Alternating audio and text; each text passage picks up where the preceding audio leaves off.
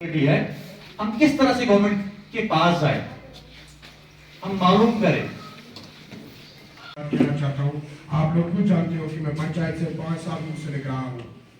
जितना काम इरफान साहब ने किया, मैंने अपनी लाइफ में नहीं देखा कि किसी ने इतना काम किया होगा। आज नारवा में सबसे ज्यादा मिल्क प्रोडक्शन में मेरे गांव फतेहगढ़ में डिपार्टमेंट काम कर रहा था। अब कैसे, जिस वक्त सुबह कोई भी उठता है, चाहे बड़ा हो, चाहे कोई अमीर हो, चाहे कोई गरीब आदमी हो, उसके दिन की शुरुआत एक चाय की चुस्की से होती है। तो सबसे पहले वो चाय पीता है, तो चाय में दूध की जरूरत पड़ती है, उस वहां पे हमारा रोल स्टार्ट होता है। तो इसी तरह से बच्चे से लेके, छोटे बच्चे से लेके एक मरते हुए बुजुर्ग तक, मैं गुजारिश करूंगा नौजवानों से, हमें आज एक बहुत बड़ा प्रोग्राम चल रहा है, गवर्नमेंट ऑफ यूटी का एक बहुत बड़ा प्रोग्राम चल रहा है। उस इवन इतना बड़ा प्रोग्राम है कि उसके लिए एक मिशन डायरेक्टर ही तैनात की गई, मिसेस शुभा मुदगल उसकी मिशन डायरेक्टर है। That is called as holistic agriculture development programme. क्योंकि इससे पहले एनिमल हस्बेंड्री अलग काम करता था, शीप हस्बेंड्री अलग काम करता था, एग्रीकल्चर अलग काम करता था, लेकिन गवर्नमेंट ने ऐसा प्लान बनाया कि एक होलिस्टिक डेवलपमेंट हो, एक मजमूई तरक्की, एक गांव की मजमूई तरक्की हो, उससे गांव में पैसा भी बढ़े। हमारे जर्नलिस्ट फ्रेटर्निटी से हमारे भाई यहाँ पे मौजूद है, एनिमल हस्बेंड्री से यहाँ पे और एम्प्लॉयमेंट डिपार्टमेंट से यहाँ पे कुछ ऑफिशियल्स मौजूद है हमारे। वो आपको बताइए कि किस तरह से government of India, government of जो हमारी जो जम्मू कश्मीर की गवर्नमेंट है, किस तरह से वो हमारे अवाम के लिए, नौजवानों के लिए, औरतों के लिए इतने सारे स्कीम्स और इनिशिएटिव चलाते हैं। But unfortunately on ground somehow to some extent लोगों को पता ही नहीं होता उनके बारे में कि कितनी सारी स्कीम्स है। देन वो हमारे पास आते हैं कि जनाब वजाहत साहब उसको कॉल करिए, इसको कॉल करिए। कॉल करने की जरूरत नहीं होती है, बट हम ये नहीं, हमारे पास इतना टाइम नहीं होता कि हम किसी ऑफिशियल के पास जाए। शाहिद साहब को इस बारे में बड़ा एक्टिव है, शाहिद इमरान साहब।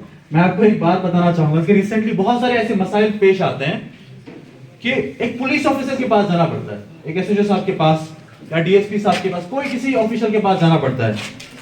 एक सिंपल सा काम होता है, एक सर्टिफिकेट बनानी होती है या कोई इश्यू होता है, उनके पास चला जाना पड़ता है। तो they used to call me and वो पहली बात ये होती है कि भाई ये काम करा दे, आपको क्या चाहिए मैं करा दूंगा। तो ये एक माइंडसेट बना हुआ है, कोई भी काम करने से पहले आपको पैसे भरने पड़ेंगे। ये पहले हमने एक माइंडसेट बनाया है। हमारे यहाँ पे आज के जो डीजीपी साहब है, मैं मिला नहीं हूं उनसे, बट रिसेंटली उनके जो इनिशिएटिव चल रहे हैं पूरे कश्मीर में, उनका नंबर आपके पास अवेलेबल है, आपके एलजी साहब का नंबर अवेलेबल है।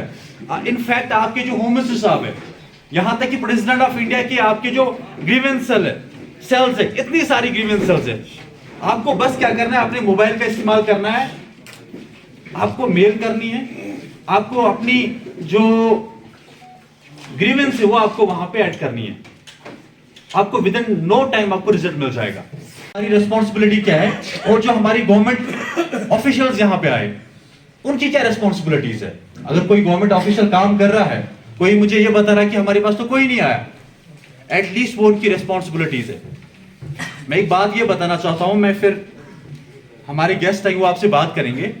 ये हमेशा हमको याद रहना चाहिए हर किसी को कि अगर कोई गवर्नमेंट ऑफिशियल काम कर रहा है या काम कर रही है, कितना भी बड़ा ऑफिशियल, एक क्लर्क से लेके प्राइम मिनिस्टर से लेके प्रेसिडेंट तक, आपको मालूम होना चाहिए कि दैट उसको सैलरी मिलती है, और वो सैलरी कहां से आती है, वो हम सबके पॉकेट से, जो हम टैक्स भरते हैं उस पैसे से उनको सैलरी जाती है।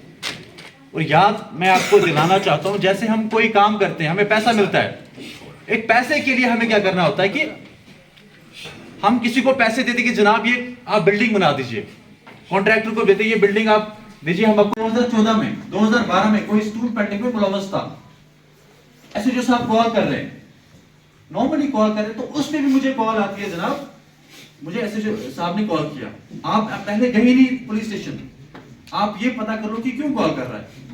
उसके लिए यह कॉल आती कि आप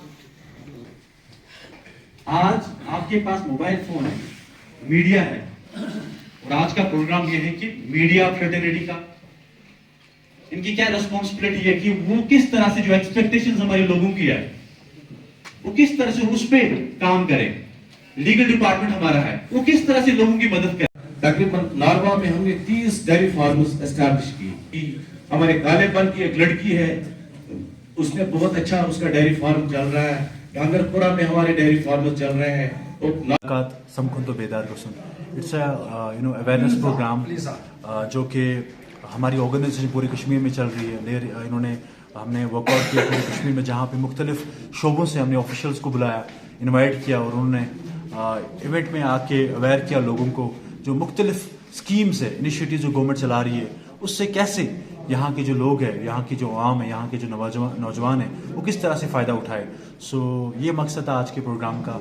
और आज के प्रोग्राम में बहुत सारी पार्टिसिपेशन भी हुई और लोगों ने जान भी लिया कि किस तरह की गवर्नमेंट की इनिशिएटिव स्कीम चल रहे हैं और फ़ायदा भी उठाया। और यहाँ के जो कुछ और भी जो लोग थे, उन्होंने ऑन स्पॉट यहाँ पे लोगों की जो ऑफिशियल्स थे, उनकी जो प्रॉब्लम्स थी वो सॉल्व कर दी।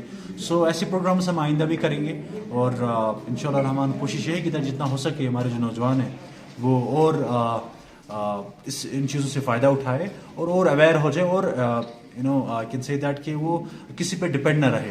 तो that's the main aim of organising these events. Sir हमारी ऑर्गेनाइजेशन का एक we are non political organisation और कोशिश हमारी यही होती है कि जो भी हम काम करें, जिससे भी उसके मतलब जैसे हमेशा हम बोलते हैं कि कंट्रीब्यूट हम कुछ करें, लोग उससे फ़ायदा उठाएं और जो भी गवर्नमेंट ऑफ इंडिया यहाँ के लोगों के लिए कर रही है, नौजवानों के लिए कर रहे हैं, उससे वो ज़्यादा से ज़्यादा फ़ायदा उठाए। और कोशिश ये है कि दैट वो गलत रास्तों से हट के कश्मीर का नाम, पूरे मुल्क का नाम रोशन करे पूरी दुनिया में और अपने फैमिली का भी नाम रोशन करे।